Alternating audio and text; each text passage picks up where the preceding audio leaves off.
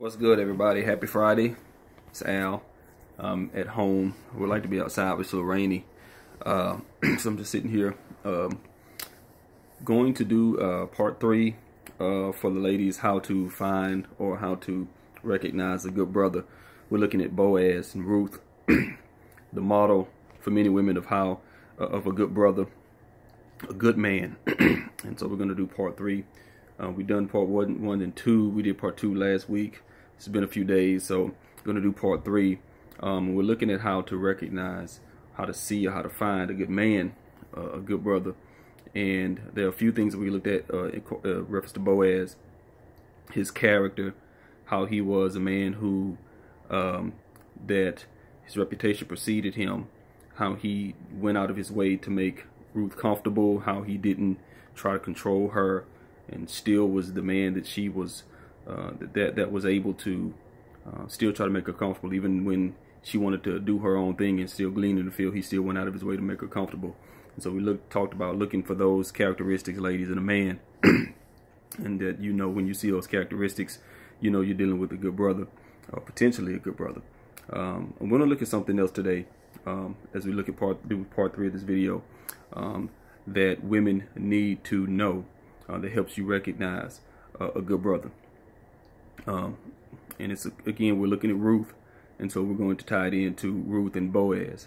But what I want to talk about today, and what women need to look for, and this is really important, when you're trying to recognize and look for and make sure that you found a good man, you need to understand that a good man, a man worth keeping, a man worth marrying, when you find that man, you will be willing to lay at his feet. Now, let me explain that.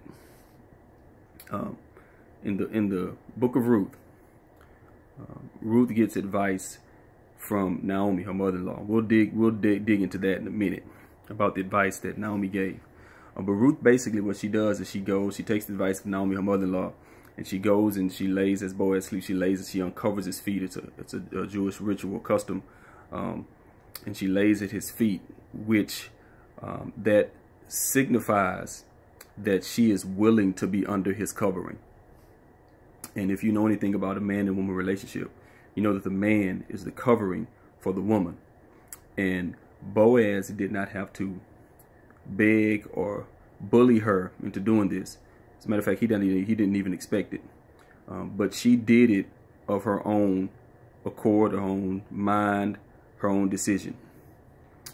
And when you look at this, it suggests a few things. Number one, and what I mean by you laying at a man's feet, what I mean is that when you recognize a good man and you know you have a good man, he won't have to try to make you submit to him.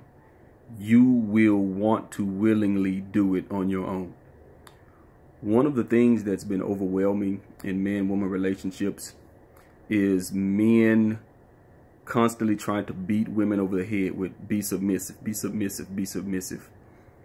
One of the reasons why it's so hard for certain men to get certain women to be submissive to them is because they are not presenting themselves as the man who allows that woman to automatically, of her own will, submit to him. Believe me, when a man is trying to constantly beat a woman over the head and preach to her to be submissive, she won't be submissive, she won't let me be the man. When you have to constantly beat a woman over the head with that, and she's not being the submissive woman that you want her to be, trust me, it's probably because of something as the man that you're not presenting to her that makes her want to do that on her own. When you are the man that she's supposed to have, when you are the husband that you're supposed to be, when you're the man that you're supposed to be, you won't have to pound her over the head with scripture that tells her to be submissive. You won't have to constantly berate her about being submissive to you. When you are the man who you are supposed to be, she will lay down at your feet. She will be the submissive woman that you want her to be without you having to ask, beg, borrow, plead. You won't have to open your mouth. When you are the man, when you are the Boaz, she'll let you have it. She'll, and I made a video addressing that before about brothers. When you are the man who you're supposed to be, she'll let you have it. And sisters, that's one of the great recognitions that you found a good man. When you can be submissive and he didn't even have to try to make you be. You just find yourself in a situation where you want to be. You have said within yourself, because of who he has presented himself to be, because he has been the man who his reputation is strong.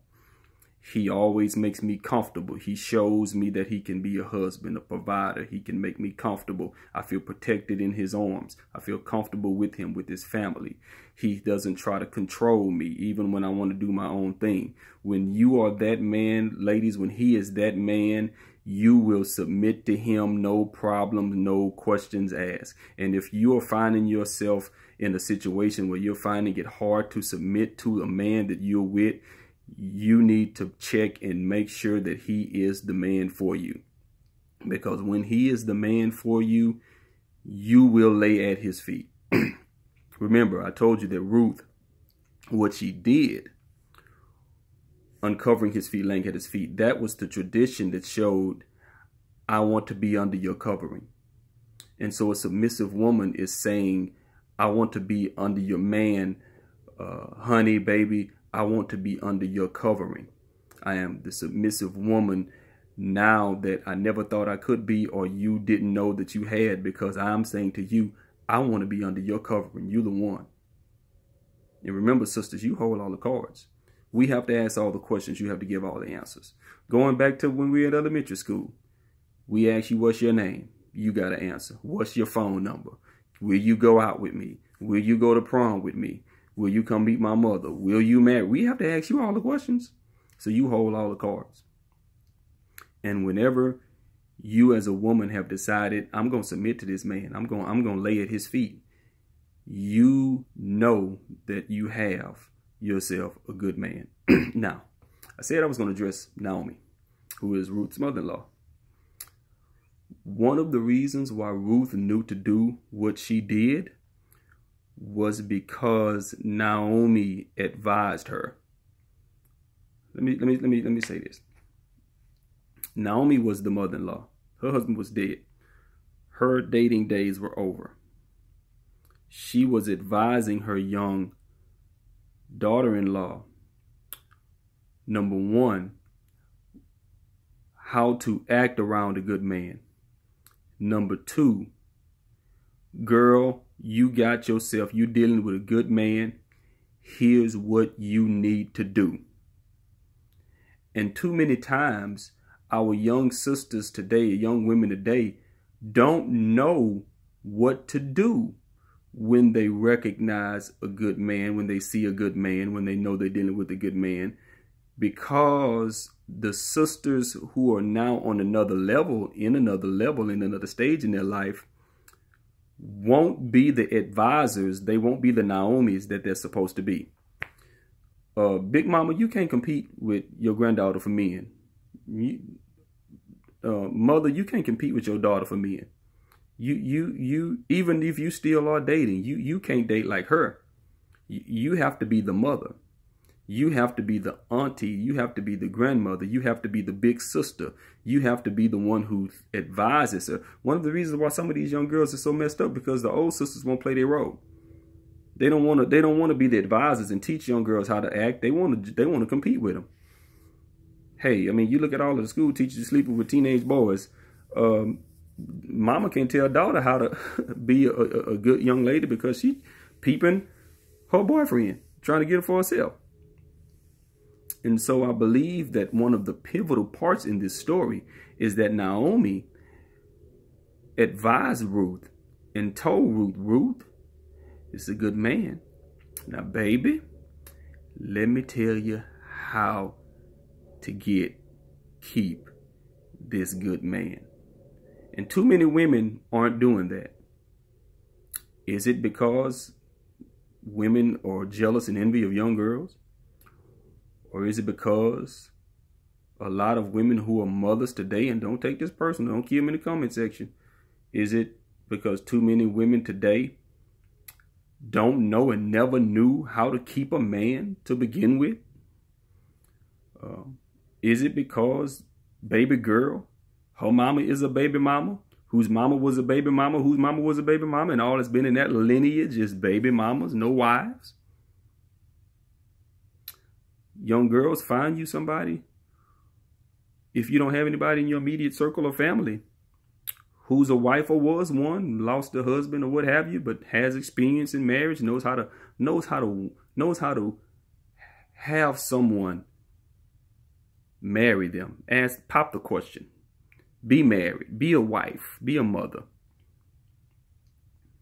Because it helps you recognize when that good brother is right in front of you. How many good brothers have sisters walked away from because they listening to their girlfriends when mama or big mama or auntie could tell them, baby, don't listen to them. Let me tell you what you got here, baby. Let me tell you what I see. They don't see it because they looking for ballers and shot callers and players and all of this. But let me tell you, let mama tell you what you got.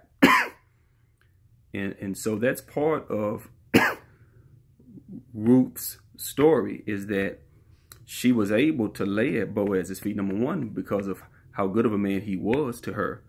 But she also had Naomi reminding her, baby, you got yourself, this is a good man.